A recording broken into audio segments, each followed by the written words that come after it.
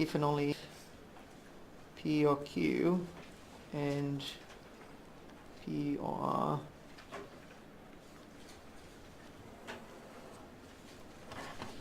so I'll put in here, where is it now?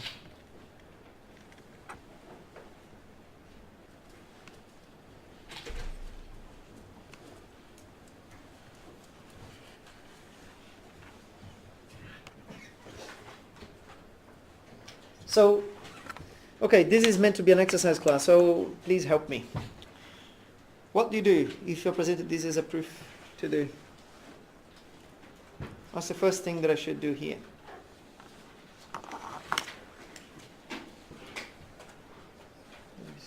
Yep.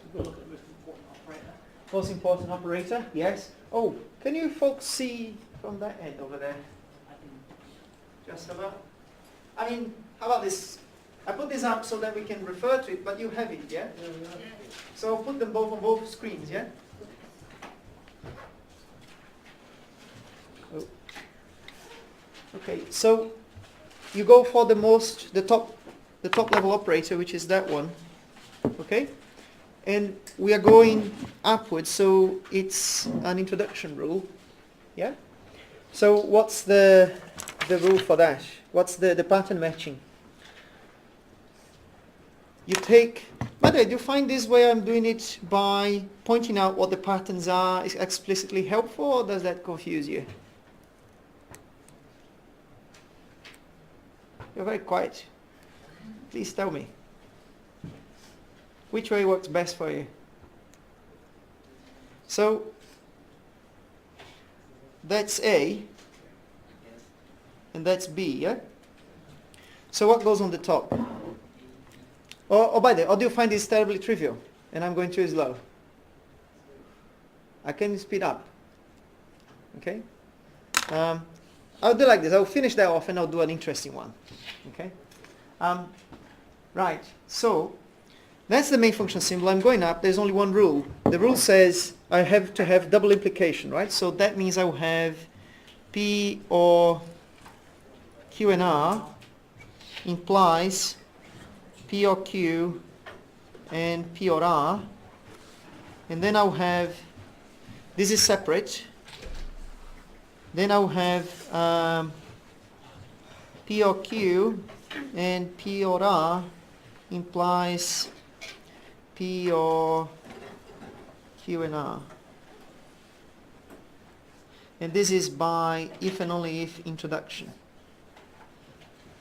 Oh. Okay? There are no assumptions introduced here. So what do I do next?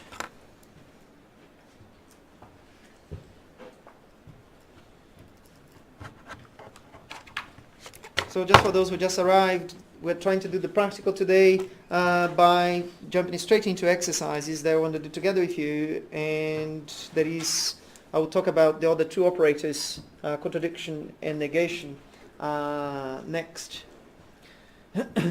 And just so I was reminding everybody else, I'm not sure if when I was saying this was on, the deadline is next Friday, midday, not 5 o'clock, so midday next Friday for the proof trees, this ABC here, 3 proof trees. Okay, so what next?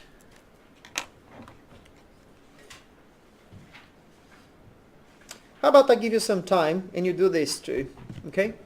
Say 5-10 minutes, okay? Okay.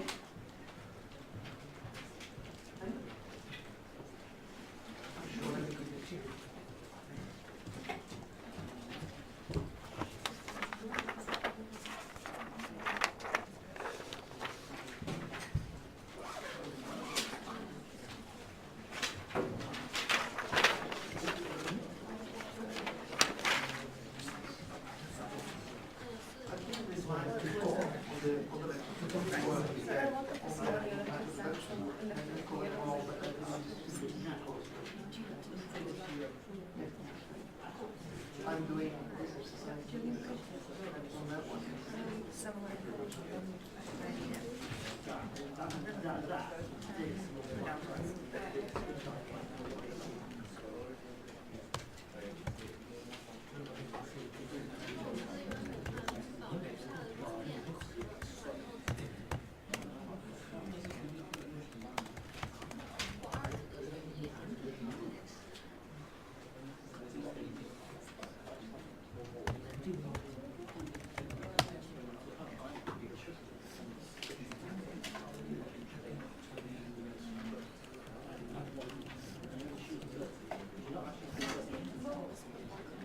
Which one? Oh, the loss. Yeah. Okay. Um, ah. It's I was doing something else here, so can I give it like that to you?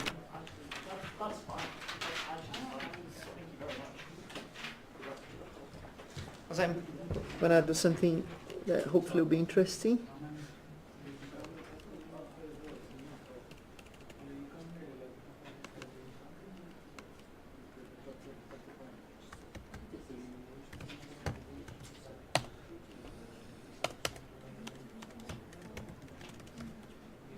I'm doing the proof myself here as well, but in Isabel.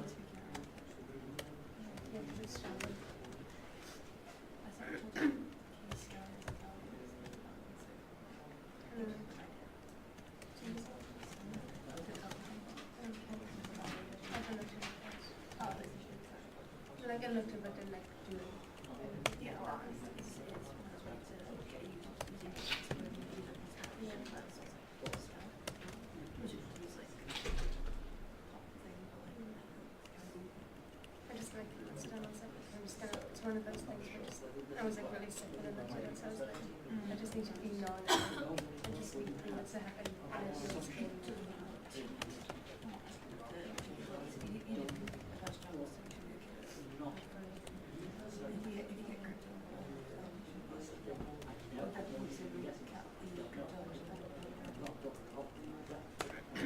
that's everything. It's just, I hate being sick. It's just, and it's really nice to want to be in with them.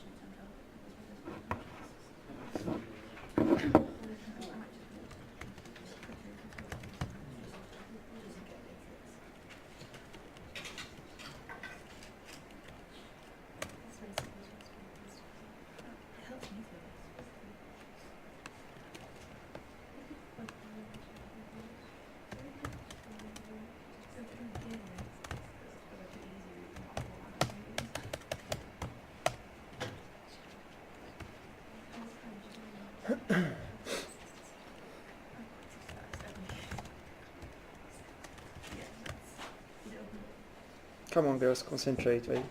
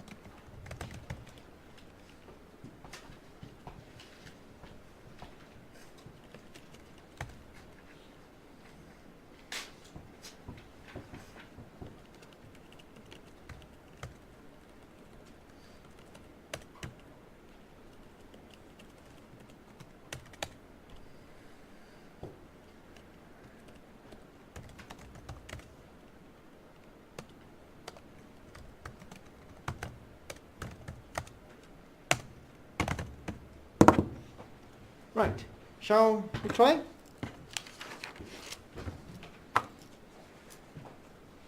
I was doing the same proof in the theorem prover that hopefully is going to be just like your tree.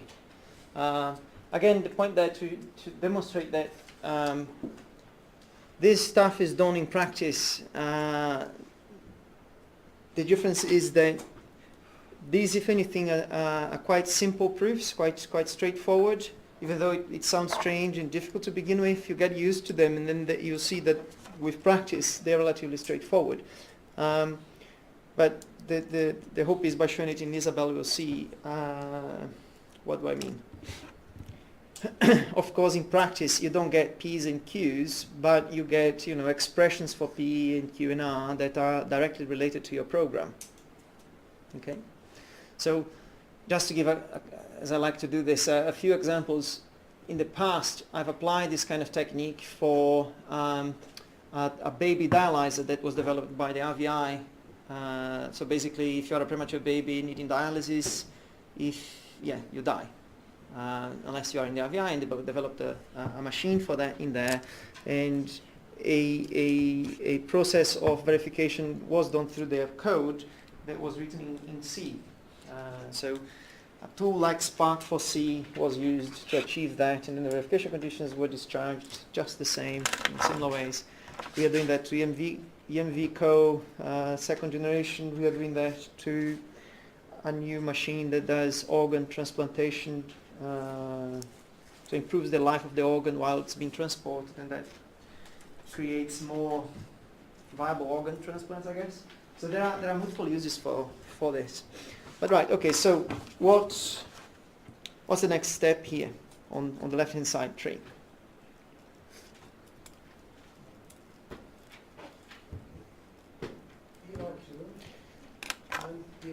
Hold on, what law am I applying? Implication introduction, which is because it's the main function symbol there. So I'm applying implication introduction. So it's implication introduction, and I'll create a context there, A, whereby I have P and Q and R with A there, and then at the top I get P or Q and P or R. Yeah? So, where is these slides?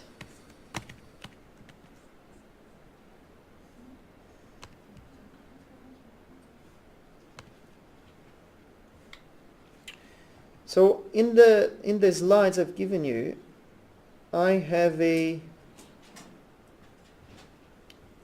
kind of strategy that's worth keeping in mind. Certain rules, so-called safe rules, they are mechanical and always with predictable results. You can always know what's going to happen. And these rules are implication introduction, implication introduction, if and only if introduction, and conjunction introduction. Always, every time, everything what happens is, so implication introduction, you get two implications. Sorry, equivalence introduction, you get two implications. Implication introduction, you get the consequent and an assumption. Conjunction introduction, you get two conjuncts, P or Q and P or R. And these laws, pretty much you can apply blind. You don't even need to think. Just do it.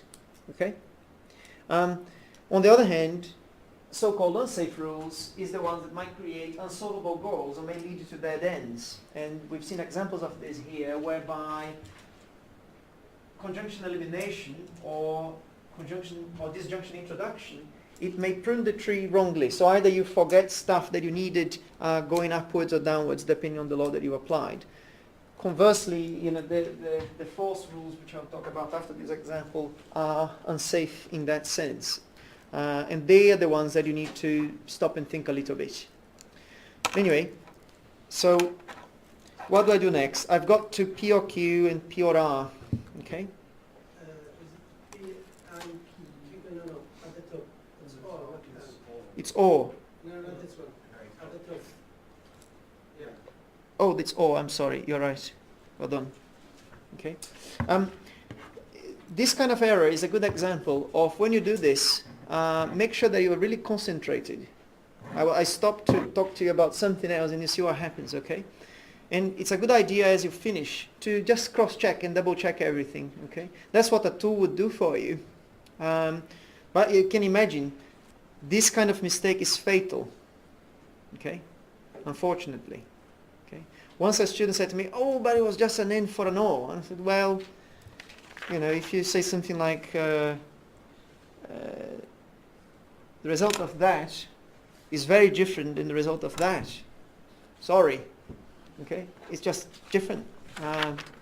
So yes, I try of course to recover from error as much as I can, but depending on where and how the error was made is difficult. So be careful. But anyway, what do I do next?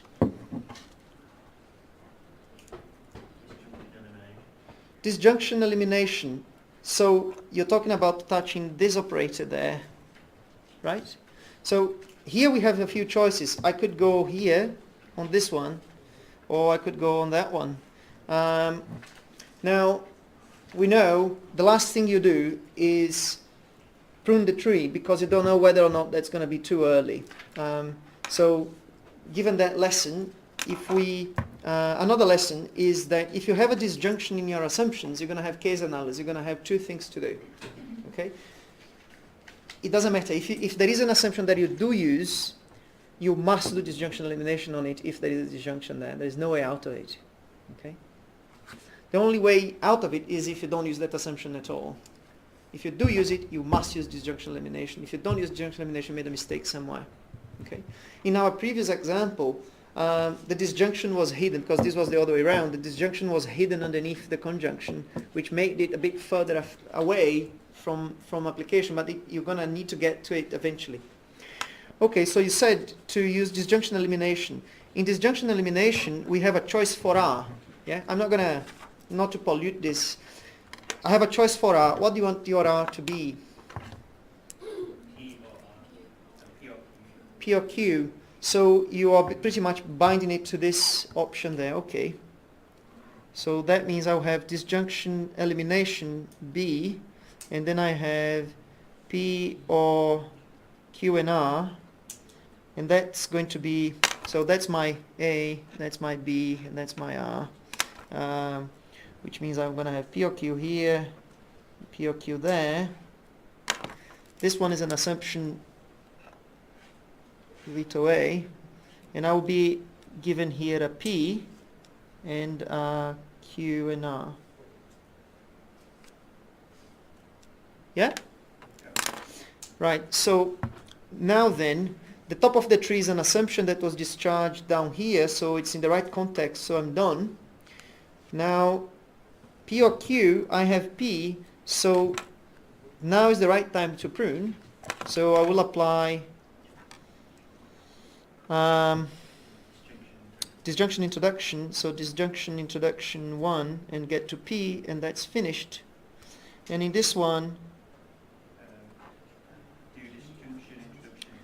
I will do disjunction introduction to Q, right? So disjunction introduction 2 to get to Q, and then I do conjunction elimination 1 to get to prune R. So I basically prune P on this side and prune R on that side. Yeah? And in here I prune Q on this side and I had P already. Yeah? So at the top of the tree I have an assumption B that was introduced here. So it's above and it's at the right subtree.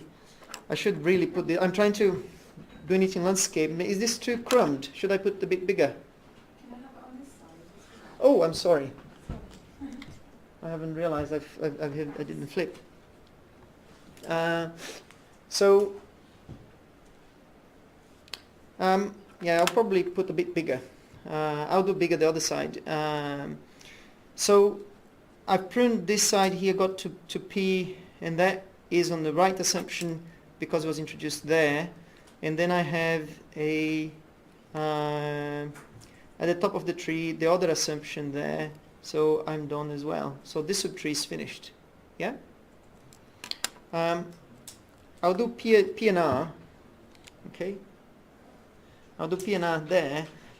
Pretty much P and R will be the same the other way around. Okay? Whereby the other way around, I mean, this is going to be pretty much the same, but here you prune Q instead of R. Okay? Yeah? So, to avoid being crumbed, let me do the other side. P or Q and P or R implies P or Q and R. So I'll go a bit faster on this one.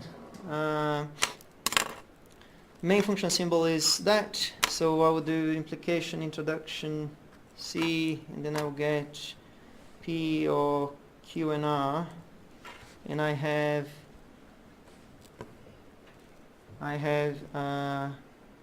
P or Q and P or R. Now, what do I do next?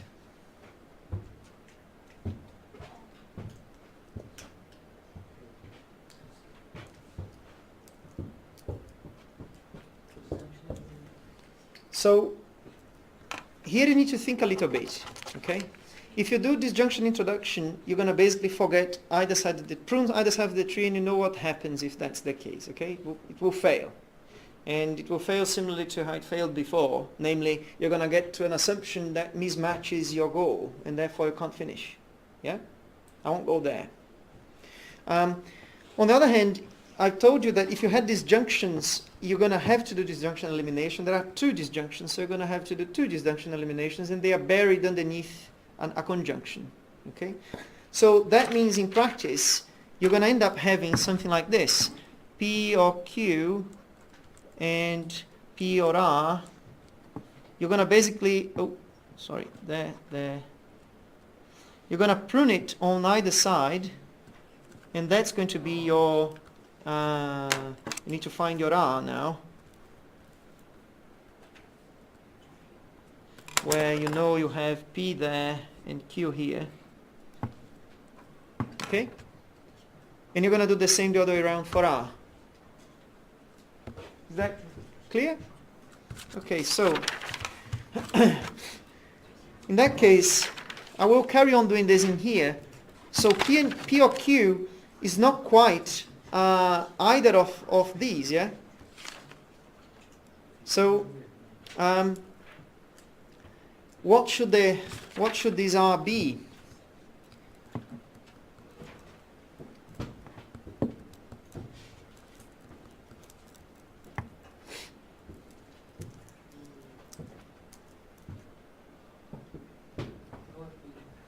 Say it again? Q or P? Well, that's kind of what you've got there. That's not gonna, well, if you choose that, you can definitely finish this proof because you're gonna get Q or P, then you get P there by just pruning this, and you get Q or P here, and you get to Q by pruning that. But where do you match Q or P at? So in other words, this is a subtree that you can't graft anywhere.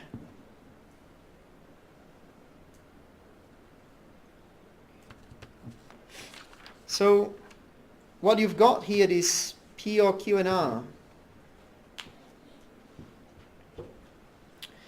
So we need to make a decision for what that pattern matching, the red R is supposed to be.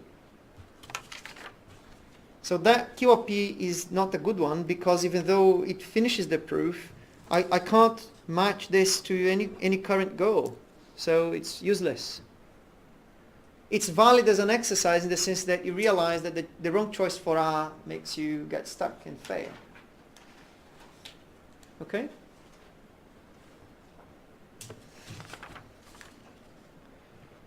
So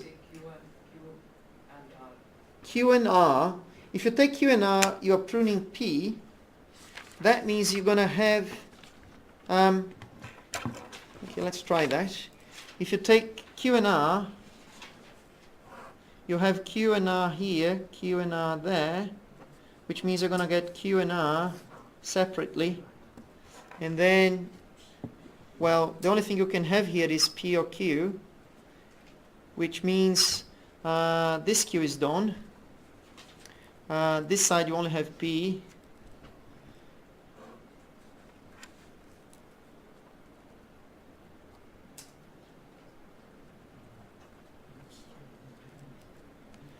So this side is done, but this two and that one, you have Q here, isn't. So you're stuck all the same. For the same reason as before, you prune the tree too early. You decide to forget about P. So I will try and do the pruning as late as possible. So that means I will choose to go, okay, so I'll go, I'll choose that one, just because there is no, I couldn't have chosen R, it doesn't matter, either side would do. But if I want to make this on P or Q, then what's the R in here if I took that to be the pattern matching on R? On the top I'll get P or Q and R, P or Q and R. Yeah? Are you with me? I have an assumption for P here and an assumption for Q there. And that's because it was disjunction elimination. Okay? Now I have three things to prove. I've just applied disjunction elimination. That's the R, that's the A, that's the B. So I'm replicating the R 3 times. I'm having the A there as an assumption, I'm having the B there as an assumption, and I have a new goal here to discharge. I have 3 things to prove. Okay? So you may ask, oh, hold on, I went from 1 thing to prove to 3. Why would I do that? I'm triplicating my work. Well, because you're now having 2 extra assumptions. Okay, and that is useful in the process to go through. So in this case here I have P or Q and P or R, and that's by conjunction elimination 1. I prune this bit. Okay? Yes? Okay. And then now your suggestion there, your earlier suggestion about pruning P, if I prune Q or R in this one, in other words, now is the time. Would somebody wake him up? Don't mind if he's asleep, but snoring is distracting.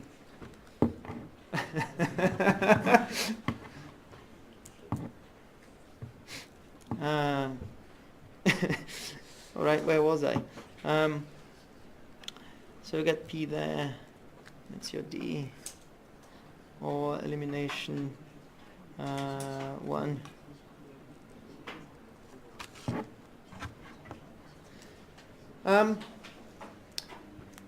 So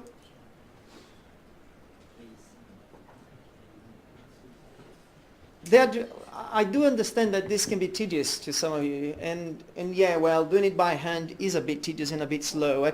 The trouble is, doing it in the theorem prover is way harder, and we don't have enough time for this, and that's why we go here. Okay, but when it comes to you doing it yourselves in the Spark exam, now you're going to be facing this situation, so understanding this is crucial. Okay, and understanding this on your own later by just listening is, in my experience, a bad plan. So anyway, so now, because I've managed to get to use the P, as it were, as an assumption, that means that's the bit of my goal that I can no longer, I don't need to worry about. So if I prune P in this case, I'll go for Q and R, which is going to be by disjunction introduction 2. And basically now we are in this scenario. Okay? So in this scenario we have, with conjunction introduction Q and then R, Q I've got, and I've only have R. So if we stop here and say, okay, let's think about this. This goal has been proved using C, which came from here, so it's in the right context. Okay. This goal has been proved using P, which is in the right context, so that's okay. What I mean by right context is I cannot use that P in here and that key in there, but in its separate context they are okay. So I've used the Q here and I've just got R. And then you may think, oh well, I'm stuffed. What am I going to do here now? Well, we made one disjunction elimination, and I said that it would be one disjunction elimination per disjunct available, and there are 2 in there. Therefore, you've got 1 more to go. So the other disjunction to be eliminated is on P or R. Now, unfortunately, that means I probably pruned this P too early again. Okay? Because if I am to do P or R here and then R twice, okay, I have R on this side, and in this side I just have P. And then here I'm finished. Here I can't finish, and in this one I am finished. And in this one I'm finished as well.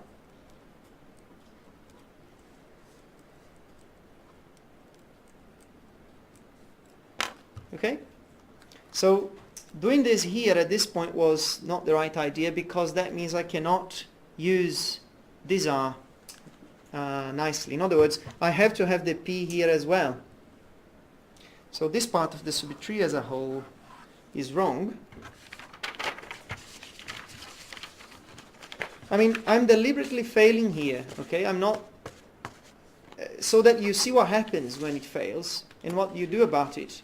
Okay, unfortunately in the paper here, I'm getting used to this, it's getting a bit messier, but alright, if I try again, without pruning, so if I'm trying again without pruning, so I pruned this and got to a situation where I've used the R, but I was lost there, yeah? Sorry, it's a bit lost, but when you take A and B, like when you took P disjunction Q there, This one? yeah, Uh-huh. consider that A or B. Yes, that's right. So the P can be used only here, it cannot be used there. Yeah, so when we take A and B, can we only take from the top? Like, since we have P or Q. So what's the law? The law is like this, yeah? The law says it's A or B, R, B, and A. Can we take any variable as A and B? You can take whatever you like for A, B, and R. The trouble is, if you take the wrong R, you're going to end up with a goal that you don't need to prove, therefore you can't graph that subtree anywhere. If you take the wrong A, you're going to end up with a new goal to prove that there are no assumptions to help you. So it's a fine choice between the two. It doesn't have to be in the top part. Well, the top part cannot be because the main function symbol is AND. No, I mean, does A and B have to come from those? Well, A and B needs to come somewhere, and the somewhere needs to be something you know, either a premise or an assumption. Given that at that point the only assumption available is that one, so it better come from there, otherwise you're stuck. Okay? That is a good question, yes. Okay? So, but I mean, I thought I was going to say, well, why don't you use this P here over there? You can't. Okay? Because this P can only be used on that subtree and not in this one. Okay? Think of it like an if then else. Okay? This is the thing you can use in the then, and this is the thing you can use in the else. So you cannot mix them. Okay? So, we realized that it was pruning this P early that was the problem, okay? So let's not do that. And we've also realized that we need to do this disjunction elimination. So let's take in the pattern matching, the R to being this expression as a whole. Okay? And see what happens. So if I do that, then I end up with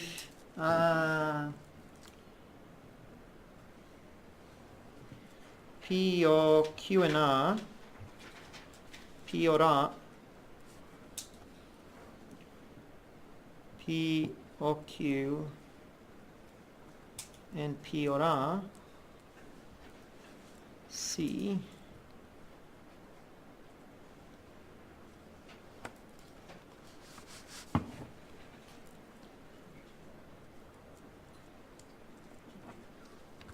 okay? Yeah? So in this side I can assume P, and in this side I can assume R. So here now is the time to prune, and I've got the P and I'm okay. And in this case I've got the Q or R, which I can then prune the Q.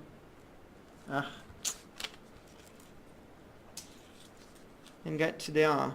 So that was going to be disjunction elimination, I don't know, what was the letter that I stopped? E. And then this is E and E. And this is going to be disjunction introduction 1, disjunction introduction 2, disjunction introduction... Oh, I made a mistake here somewhere, have I? I have, yes. There should be a Q here because this is an end.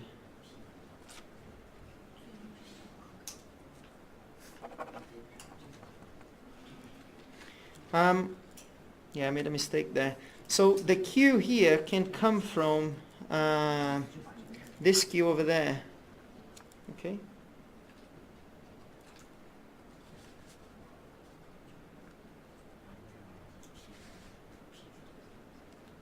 Right. So this Q over here can be used in the whole subtree. Okay? Therefore, it is in the right context to apply it there.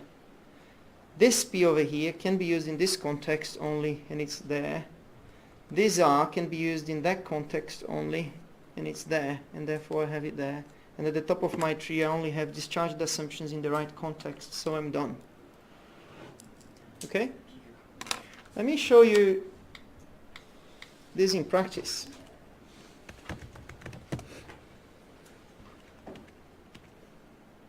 This was a theorem to be proved in a theorem prover. Isabel already have that as a law, distributivity on the left of conjunction.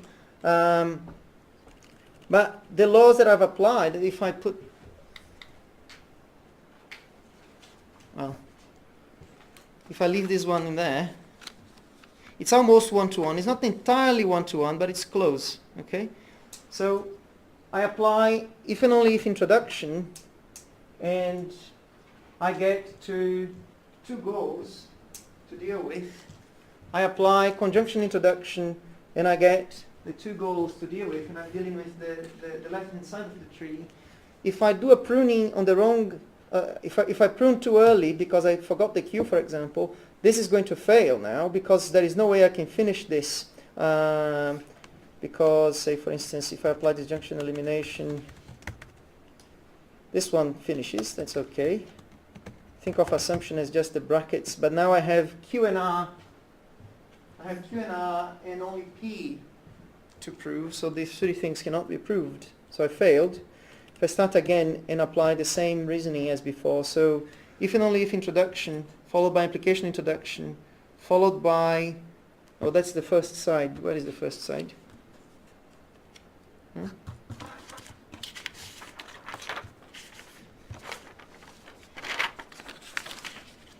So if and only if introduction, followed by implication introduction, followed by conjunction introduction. So if and only if introduction, conjunction introduction, disjunction elimination, which is this disjunction elimination, followed by disjunction introduction and assumption, disjunction introduction and assumption. Okay? So this is mechanical. There is a computer program that can actually discharge this, but this is very slow. Of course, you know, the tools are much more powerful than that, and you get this kind of thing much quicker. But that's what's going on. Okay.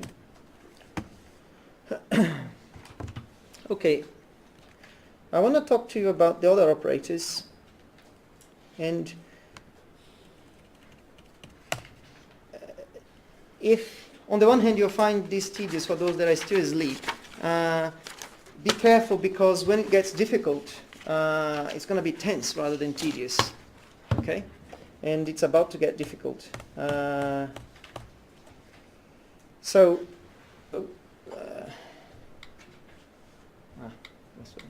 So the other operator of interest is negation. And so far, everything's been very mechanical in the sense that, apart from disjunction elimination, it's just a matter of pattern matching and choosing your variables. Yeah? On the other hand, with contradiction, or in this case, have you ever heard this? Proof by contradiction, or proof by absurdum. And this is when you say, okay, this is so difficult to prove that I'll assume it's not provable. And if you manage to prove what you assume not to be provable, then you found the contradiction, and therefore you're finished. This kind of laws only apply for certain logics. For instance, logics where you have the excluded middle present and where double negation is true. But anyhow, so you can imagine them as introduction rules for negation and elimination rules for negation, or introduction rules and elimination rules the other way around for contradiction, which is false. So the way to think about this is, if you have a negation as an assumption, so if you have, it's called false introduction, because if you need to prove the impossible, you might as well prove a contradiction, namely A and not A, and you can choose your A to be whatever you like. Okay? On the other hand, if you don't know how to prove something because it's too difficult, oh well, make it the impossible, which is even worse. So you're making your job harder by saying you're going from A to false. You're strengthening what you need to prove. And that's why it's a valid rule of inference as well. Now, these laws in themselves, they look a bit strange. But I don't know if you remember in algebra or in geometry, you often sometimes apply extra angles or extra variables to both sides, and those steps give you the right machinery necessary to unlock what you needed to establish. That's what those things are useful for. Okay? Again, as always, it's easier with an example. And I will show you one example that in your tables I give it as a law, A or not A, but actually it's not a law, it's not an axiom, it's something that you can prove, and I will demonstrate that proof now. I've done it before here because I wanted to go slowly with you on it. So I want to prove that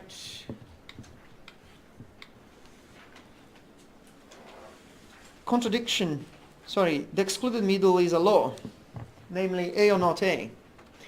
So these kind of rules where, I'll show a few examples where this implicit notion of contradiction is useful in a moment, but that's the kind of law where you need to really stop and think a bit.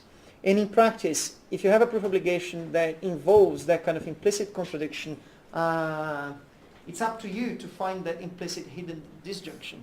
And that's what makes proof not so easy, and what makes proof, there is no available algorithm for it. So it's worse than that. It will never have one. There is a proof about not being able to have an algorithm to have this. It's like the NP completeness type problem. So in this scenario, I will, for the benefit of the other side, flip.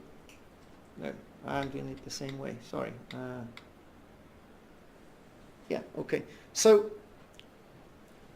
this is an example where if I prune either side of the tree, I am in the same stuck situation, and I know, namely, I have A to prove and nothing else to reason with. Okay? Or if I prune the other side, I have not A to prove and nothing to help me with. And I also know that pruning the tree too early is a bad idea, so I'm really stuck at this point. If you make the truth table for this, if A is true or something is true. Okay? Yeah. If you make A for false, not false is true or something is true. So this is definitely true. Yeah? So how do we prove it? Well, according to this law, if you have something, in this case, if you take A to be A or not A, okay? If this is your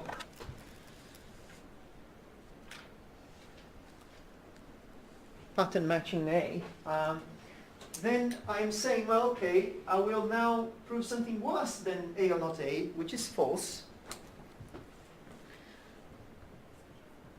And then that means I want to,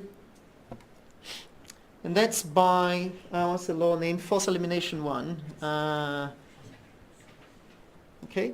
But that gives me an assumption, and the assumption is it's not the case that A or not A is true.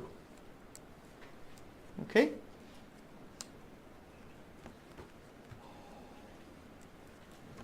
Okay? So now, if you have false, all that you can do is choose again something for your A. Okay? And, well,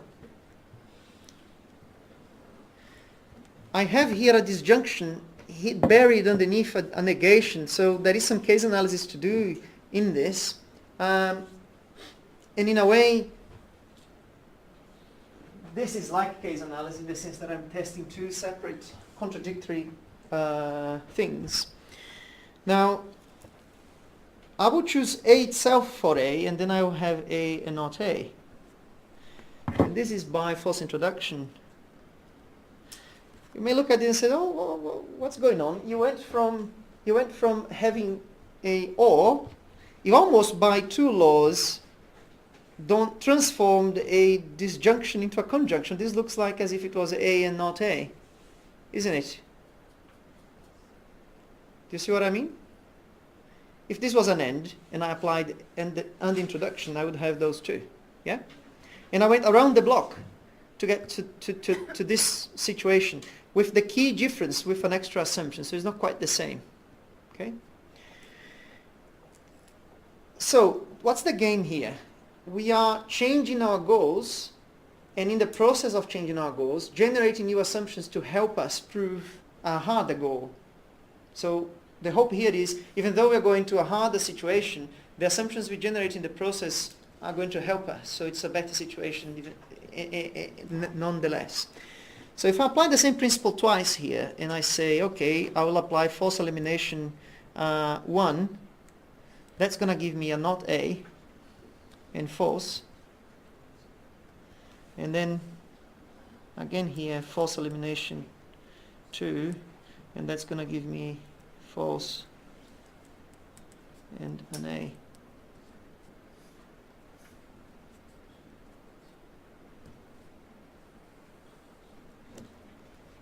Yeah?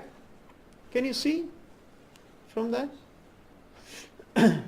So now then, so basically all that I've done so far was to flip my current goals about to get new assumptions of interest. Okay? What could I choose now as my A to make to enable me to finish this proof?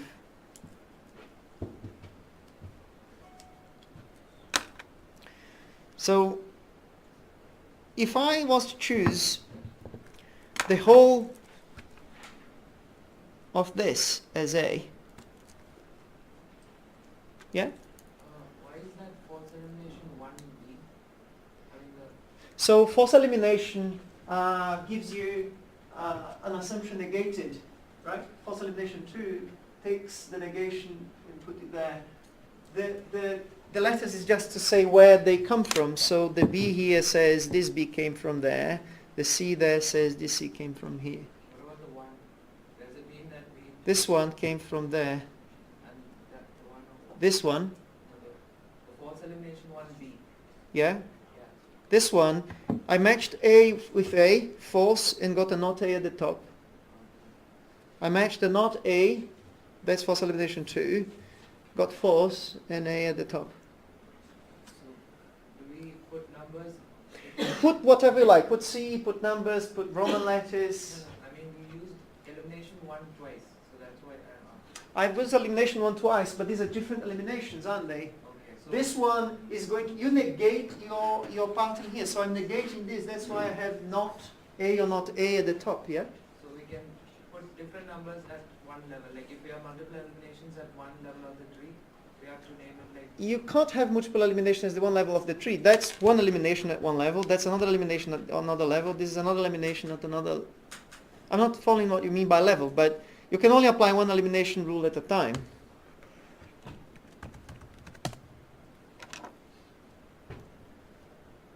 So here my A was just A, and here my A was just A. So I got to not A there, and to A there, because this is 2, and this is 1. Okay?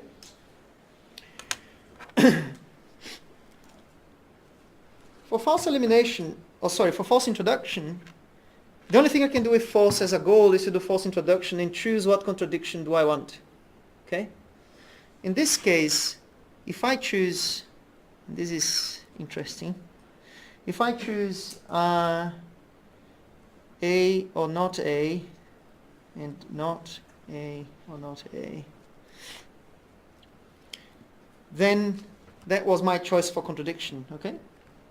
A or not A, and not A or not A. Okay? Do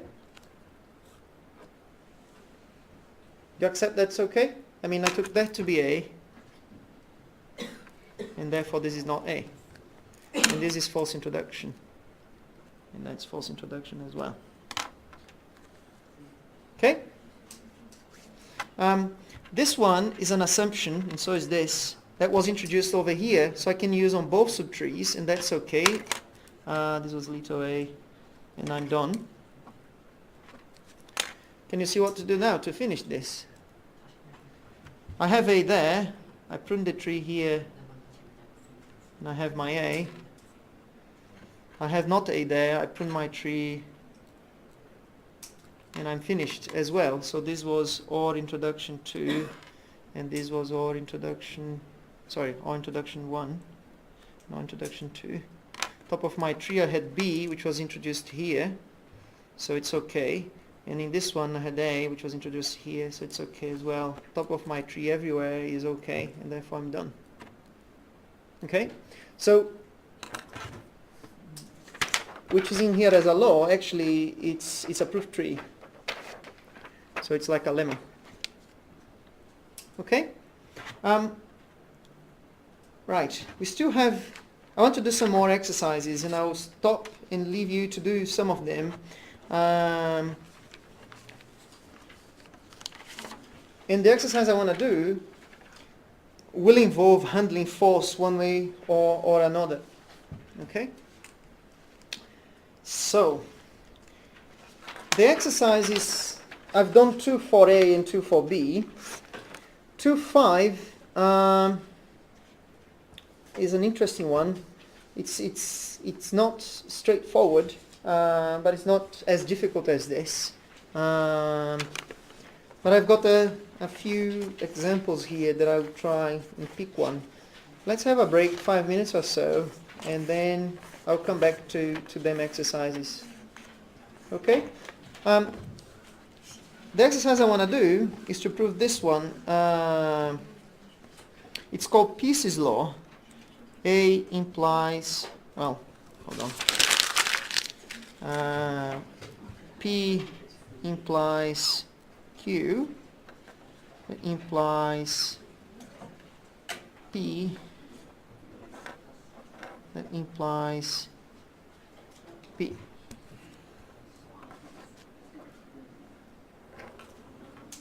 And this is not as straightforward as you may think. Okay, let's have a short break.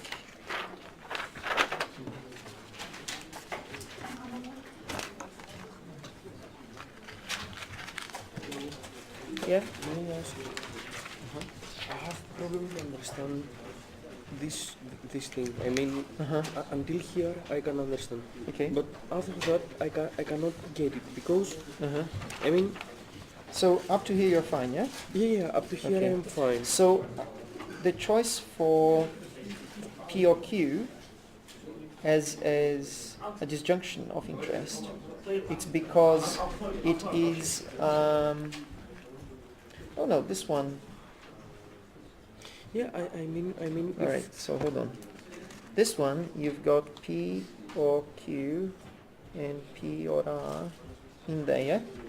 So the choice for P or Q is because it's in there, yeah? Because this comes from here.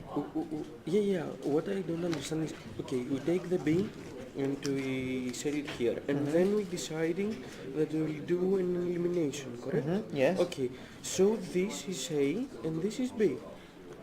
Hold on. You're mixing two things here. Oop.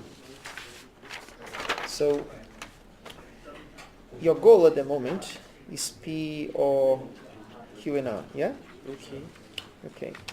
This law there is I'm taking P or Q and P or R, okay? And I'm taking this to be A and this to be B, okay? So the law is P or Q, and that's one subtree, okay? Stop there.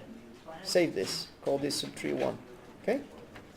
Now, because I know, now I'm using another tree, and in the other tree I'm saying, all right, I need a disjunction and some R. If I take this to be R, okay? If I take this to be R and you apply on this row, it means I have P or Q and R, and P or Q and R, yeah? Yeah? With me? So that's the R, that's the same R, yeah? R, and R, yeah? This? Ah. This is the R. This is the R, so that's Okay. R again, and that's R again, yeah? Okay. That's it. Now, who is A and B? Ah, there is that tree over there. Let me Okay. graft it. So I'll graft that tree over here. And then now, completely separate A and B, yeah? So P is gonna be A, and I guess that's your confusion. And Q is gonna be B. Okay? Because it's a separate law. So this was for end elimination, one, and this is for all elimination. So now, that tree I can graft it here, and I can assume P there and Q here. Wait. How from A we get P? Okay, start again. Do you get the fact that this is my goal, P or Q and R, yeah? Yeah? Then, And you accept that we're going to do all elimination, yeah?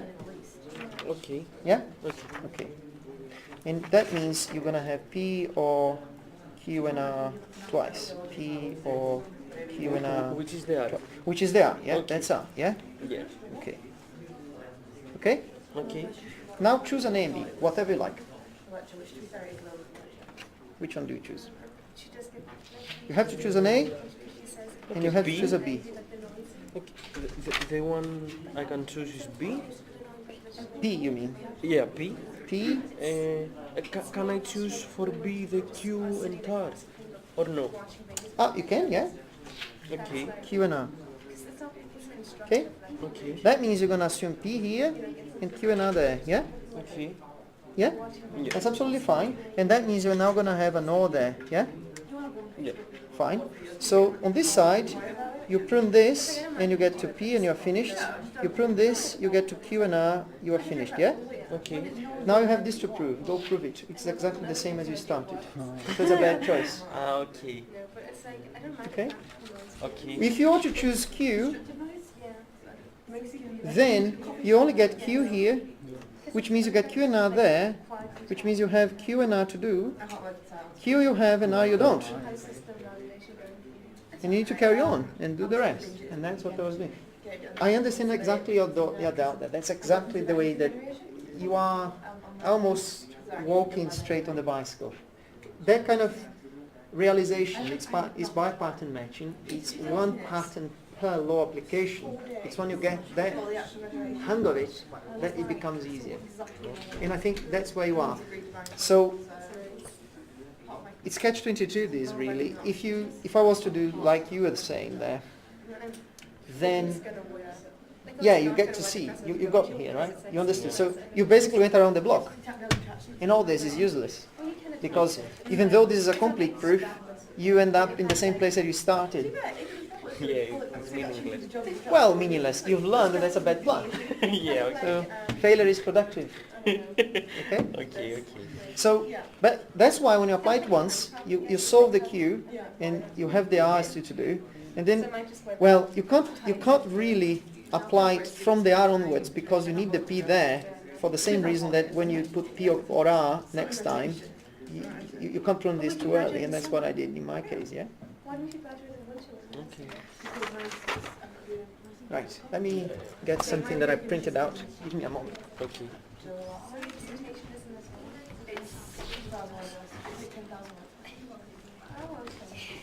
I've got less than 3. Yeah, less. a lot less. Significantly less. It's basically because of undergrad. Okay. Obviously, I have more than undergrad because I did first semester one as presentation. So this will be fun. Then you get like below 4K now, so just like... Well, you guys are all chilling. I'll be there in the library pulling all that again. I'd be stressing with you because and then it would look like I didn't do this as far as I wanted. I mean, I'm still on 63%. I got 3 of dissertation last year, I think. No, I just didn't want to give down. It's just like, I think no fault of my own. Because essentially my supposed like, use the software. And I was like, I'll give that over. Oh no. Because there was one that a PhD student, like in his lab, had created the software as his PhD project, and there were different versions of it. So it was a beta as well. Yeah. Oh, no. And like, I thought it would be a basis to understand the awful projects. I figured, Yeah, you go, yeah. just like, you know, usually the file is based on undergrads, they have to go to the committee, where the committee has to say, this is a good student, and this is Yeah. to do it, and they have to, you know, get things necessary. But I didn't know if it was, so if it wasn't, at home class, they didn't, they were just like, and it was just like, I didn't know if you could, just, you know, do anything. Yeah. She like, just doesn't do anything. Then she just like,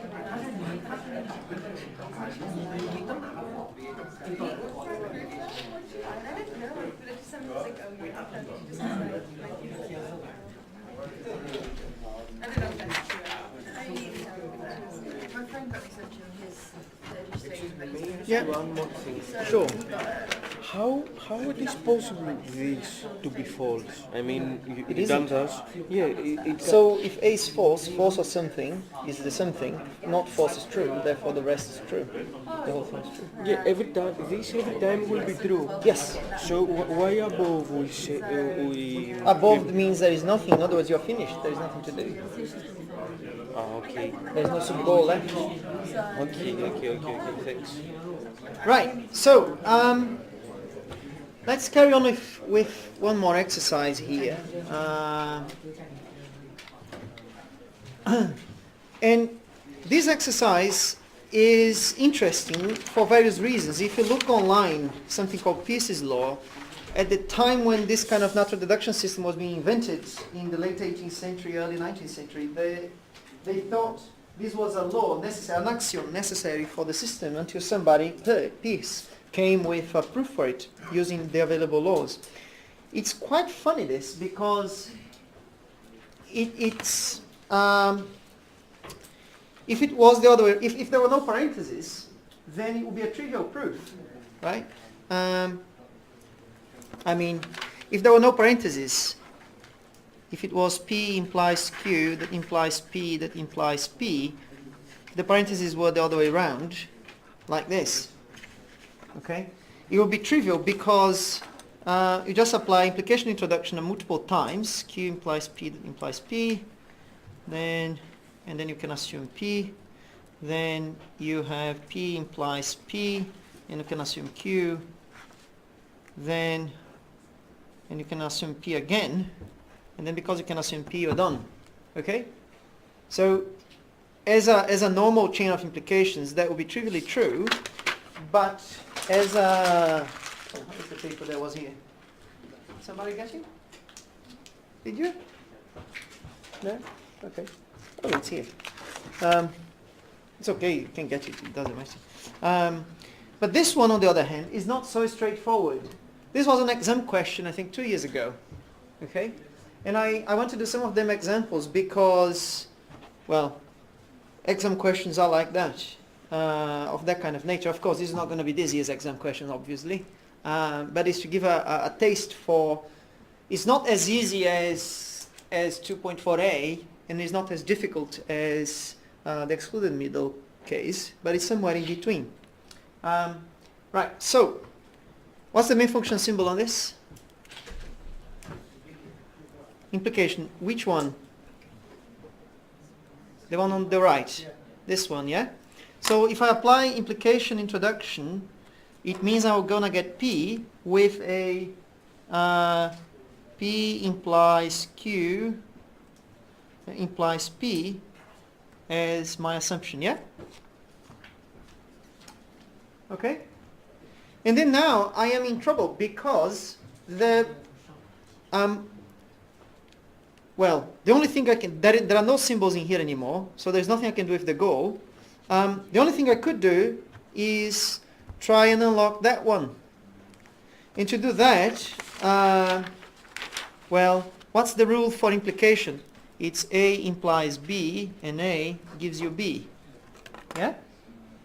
So in this case, it would be P implies Q, implies P. This is my A. This is my B. So to get to P, I need P and Q. I need P implies Q, yeah? Okay? So, and that's my P, which is exactly what I wanted to prove. So that sounds like a good plan. So I'll do implication elimination, and then I get P implies Q, that implies P, and that was introduced there, so that's okay. And then now I have P implies Q. Okay? Fine. So then I have, this is the main function symbol, and then I can say implication introduction B, and that means I can assume P, and I have Q. Then what?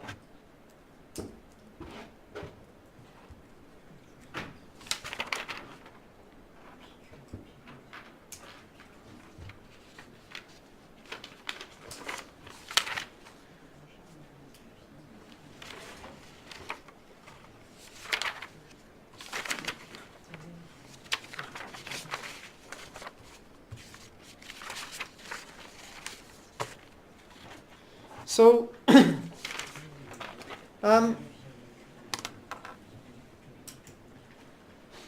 so it feels like we are stuck here, aren't we?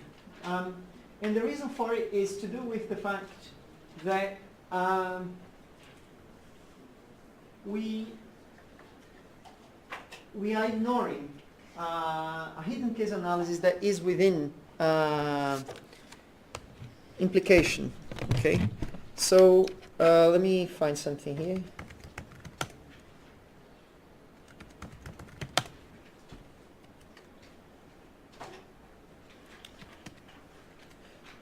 So to see how this proof goes, it's a bit involved, and it has to do with the fact that implication is like a disjunction of some sort. Okay, so before I continue with this proof, I suggest I do another one instead first.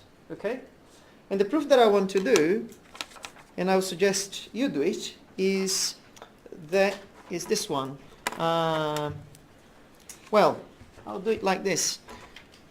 So is it the case that not A or B is equivalent to A implies B?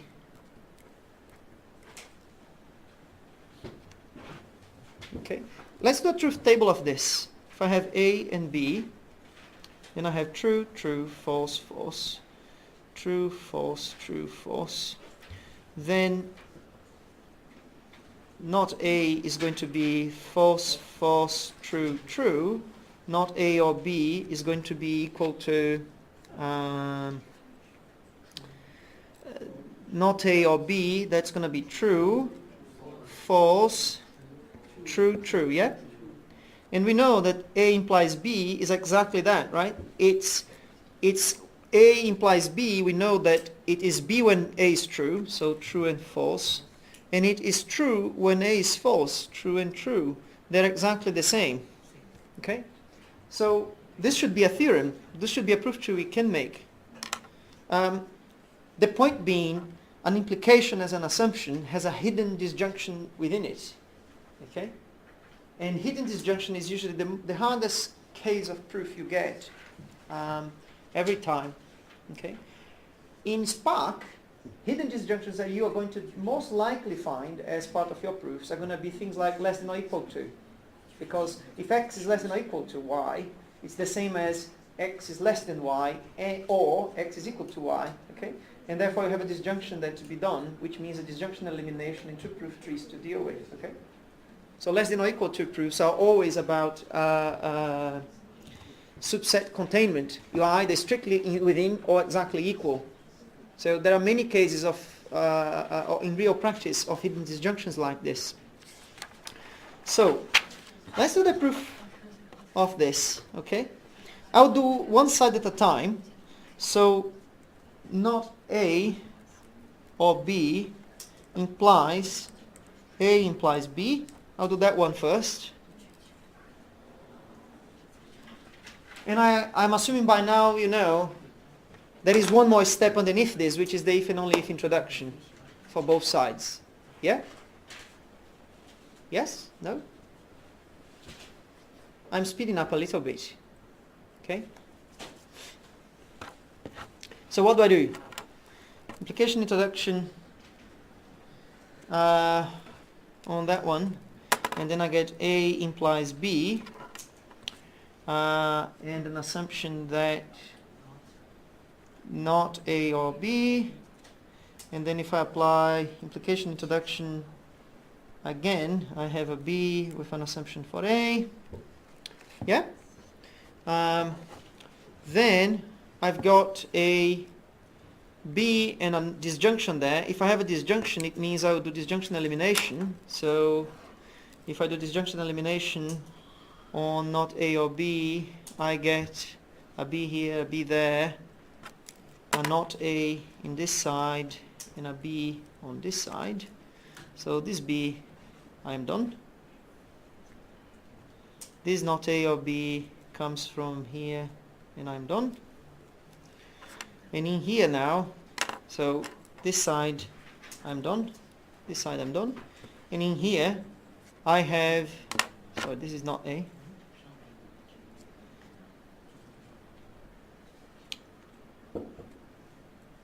So what do I do next? I went a bit fast here because it is pretty much the same application of laws we've been doing the whole day, yesterday and today. Implication introduction once, implication introduction twice, and disjunction elimination on this. So I've got not A and B for the B. B is done, and in here I have B and not A. What would I do next? I'm assuming you're okay up to here. Is that true?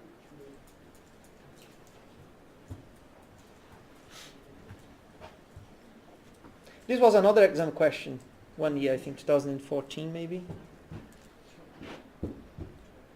Do you see why I say that practice is the difference here? If you come to an exam and you haven't practiced this, it's going to be a tense situation, so please practice.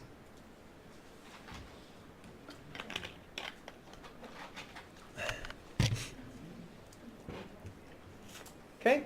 So what do I do next? Come on, help me out. It's a practical exercise class. You're barely talking.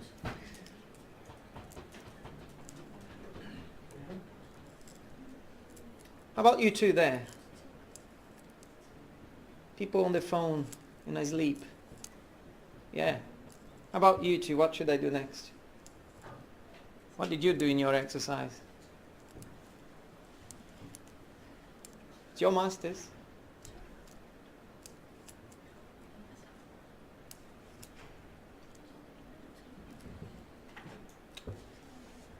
So I've got, and this is something interesting, I've got two contradictory assumptions. I can assume both A and not A. So that means I can do a proof by contradiction already without thinking too much. Okay? So how do I make a proof by contradiction? If I do a false introduction here, if I say, sorry, false elimination, if I do a false elimination or a not introduction, false elimination 1, I will get to introduce a not B, okay, and I'll have false here, and then the only thing I can do with false is false introduction, and then if I choose my contradiction to be A and not A, then that's B and that's C. And at the top of my tree something introduced, B was introduced over here, so it's okay. C was introduced over there, so it's okay. Yeah? That means I'm finished. Okay? Can you that again, please? Sure. Let me do it fresh.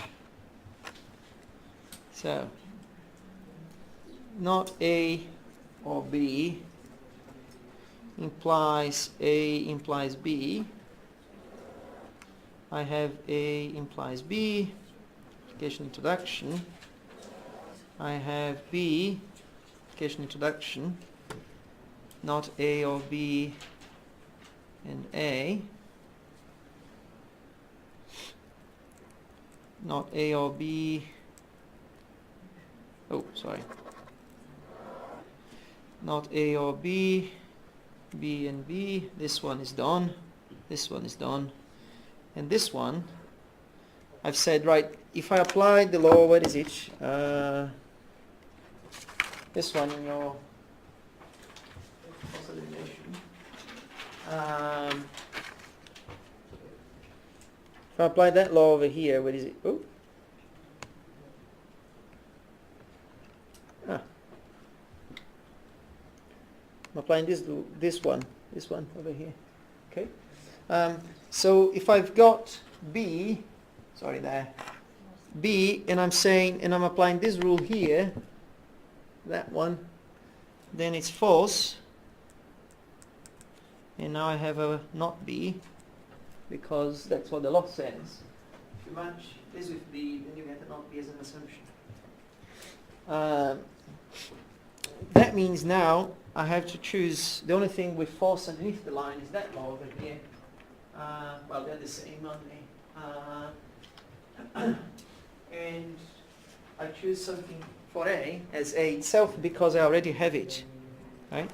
I already have not A from here, and A, so A comes from there, not A comes from here. Okay. Yeah? And you may ask, what about not B? It's an assumption that I generated and didn't use. That's absolutely fine. Okay? It's like you have more information than you needed to finalize it. So you do not need to use all assumptions that you generate. What you cannot do is use assumptions in their own context. Okay?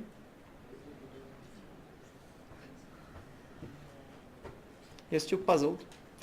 So this kind of proof is the one that really only gets to your head if you do exercise about them.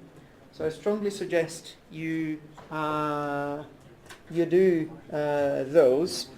I have a bunch of examples that I want to do with you. We're not going to be able to do them all, but I strongly suggest you do them. So that's one side. Let's do the other side. The other side is A implies B implies not A or B.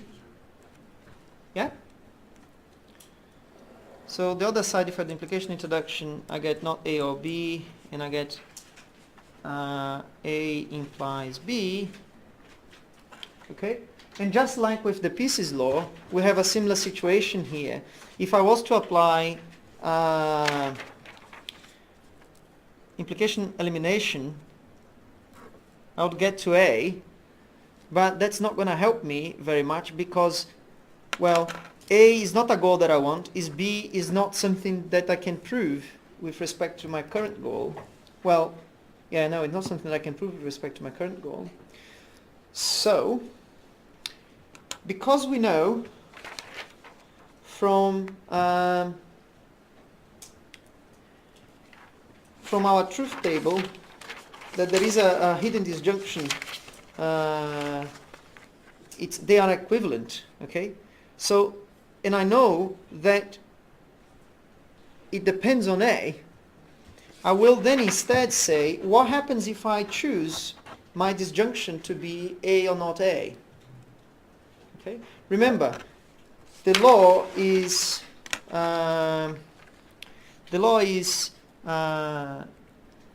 pattern matching A or pattern matching B, pattern matching R, pattern matching R, pattern matching R. Here you assume A, here you assume B. Okay? If I take my R to be not A or B, okay, then that means I end up having not A or B there, not A or B there. If I choose my A, this is going to be not A or B. If I choose my A as A, and I choose my B as not A, okay? So I'm basically making a choice on A, then this will become not A or not A. Okay?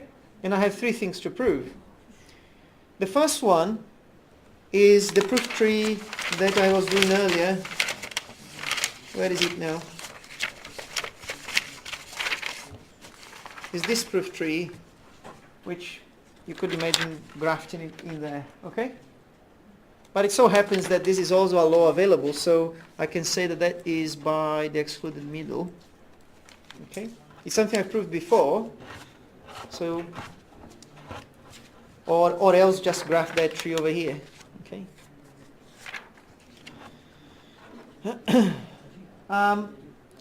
So now I can assume A on one side and not A on the other. Yeah? You see that? Yes? No? So this A goes there, that not A goes here. Okay? Okay? That means then I can prune this B and get to not A over here, and this side is done by or introduction 2. And on this side, if I prune B on this side, I need to prune the not A on that side. So if I prune the not A on that side, I get to B. And well, B is something that I have there, right? So it's A implies B and A. And that's implication elimination. This came from there, so that's okay. This one came from here, so that's okay as well. Okay meaning it's not a cross context, it's within a context that I can use. This one is a law and there is nothing on the top, so I'm finished. Here is an assumption in the right context, an assumption in the right context, an assumption in the right context, so I'm finished altogether. Okay? So actually, it's an equivalence, those two. Okay? This kind of equivalence in an exam situation, you cannot assume. You must prove if it comes to you. Okay?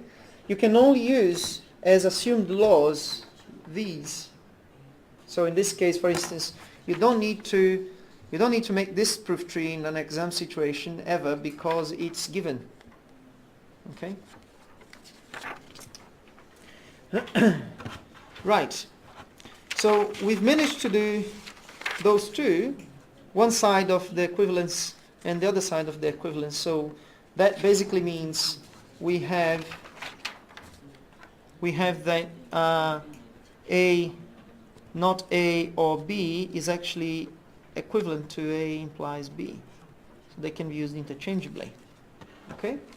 Now, with that in mind, and with the use of the excluded middle law in mind, let's go back to Peace's law.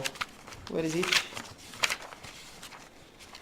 We started there, and we knew that this was failing because I couldn't quite get to the P, which is what I wanted. So instead, let's do it like this.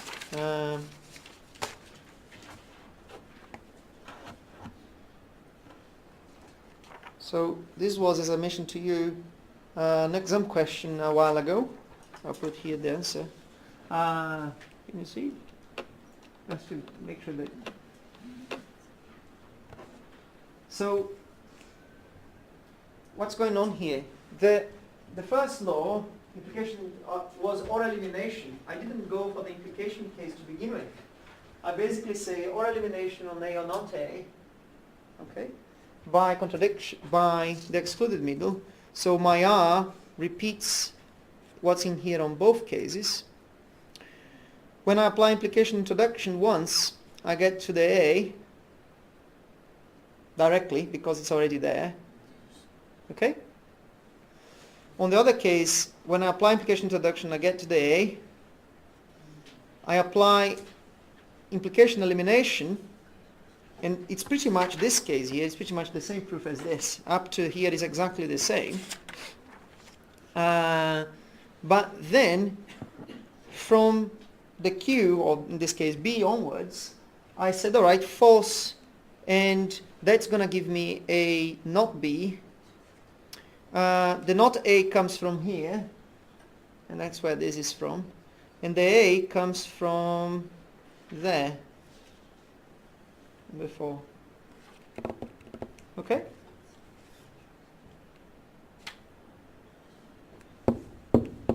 Okay? Questions? Yeah? I didn't get the part where you can go from A to and then apply implication elimination. Which one? Here? Yeah. This one? Okay. How is implication elimination? Well, what are the assumptions available here? Let me do this by hand. Let me do this slowly then. I'll do it again. So, P implies Q, it implies P, it implies P. Okay? What I decided to do was to say, okay, I will say P or not P, and that's by the excluded middle, and I get this twice. P implies Q, implies P, that implies P, P implies Q, that implies P, that implies P. Or elimination, D to A, and I get P, D to A, not P, D to A. Oh, are you with me so far? Yeah, okay. So I've done implication introduction here, implication introduction there. Then I get P, and an assumption. P was already, okay. This P, zoom is too much. So this P came from there, so I'm done here, and I won't even bother if this is an assumption, okay? And this side is finished, this side is finished, so I only have that one to do, okay? Here I have not P. If I apply implication introduction here, I've got P implies Q, that implies P, and that's B, okay? I have P to do, okay? Now, if I apply implication elimination on this, implication elimination on this will make, this is my A, that's my B, so that's my B, I have P implies Q, it implies P, and I have P implies Q. Yeah? How do you know that you have to do implication elimination? Well, because I only had an assumption here that had implication in it, and I was trying to apply a law to see what would happen. That's one way to do it. There are other ways to doing this. This is the smallest. But that's a good question. How do I know which law to apply? Well, to a certain extent is automatic and mechanical, like I said, the safe rules, and then thereafter is entirely up to you. I had students at times, not so much by hand because you run out of paper, but in Isabel, going a very, very long way around. Like I said, from here to the central station, you can go via the airport. Still get there, and it's still fine. Okay, I'm basically going down Westgate Road. So that then gives me a P with implication introduction again, and because I have not P and P, that's what I'm going to do. So I have Q there.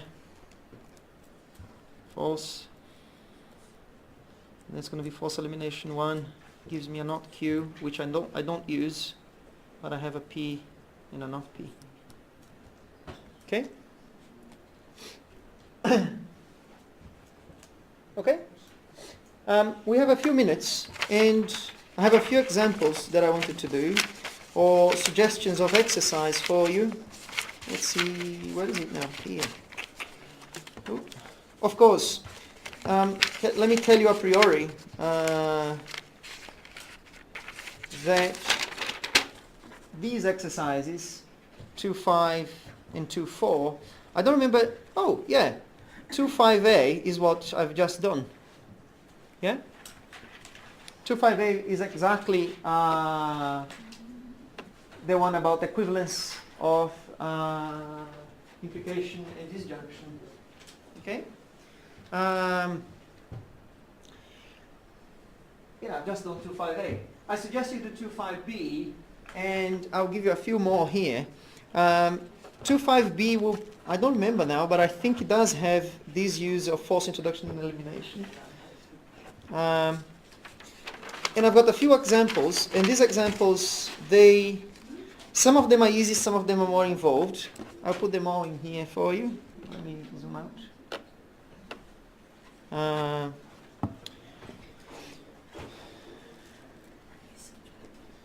One is P and Q implies R implies P implies Q implies R. Another one is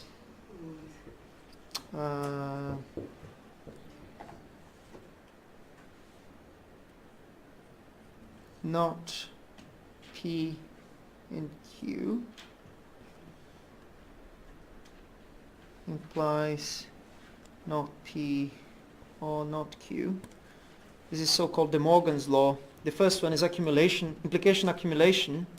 The second one, these are laws, known laws in logic. I mean, there are, I don't know, if you look in Isabel, it has 15,000 or so of these laws. Okay. Another one that's nice is called converse, implication converse, which is A implies B implies not B implies not A.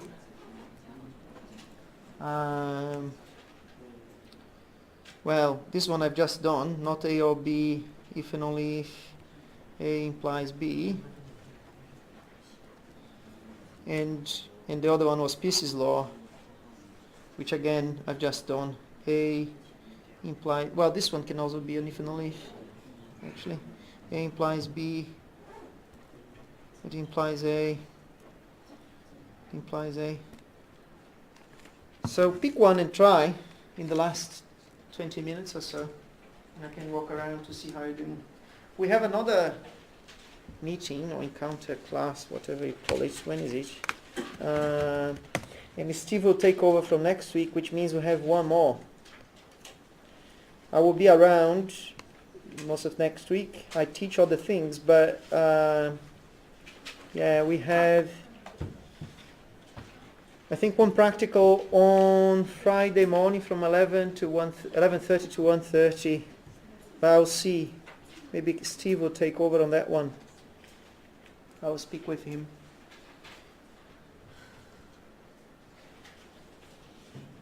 Okay? Which means I suggest you do those ones for a practical that I can go around and you can ask questions and discuss it with me or see how this goes. I mean, as I said, this stuff is in practice. Usually what happens is you get tools to discharge those proof obligations for you as much as possible, so that, well, rarely ever do you actually do a proof tree of that nature because it's very low level. What ends up happening is you deal with a proof tree that's more involved, larger, where you have hundreds of thousands inference rules applied. So imagine a tree with, I don't know, it would go on for some 50 pages long. And it takes a few days to do each of them. Okay? And you have a few dozens of them to do. But the interesting